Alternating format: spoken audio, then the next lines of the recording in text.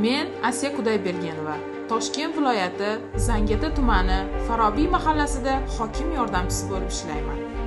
Bolaligimda odamlarning muammolarini ko'rsam, yordam berishni juda xohlardim.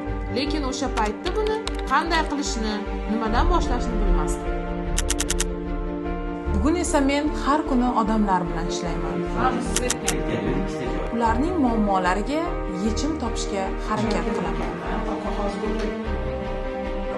Chunki mahallada davlatning eng yaqin vakili bu hokim yordamchisi.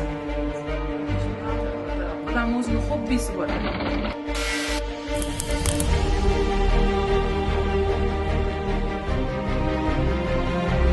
Men bitta narsaga ishonaman.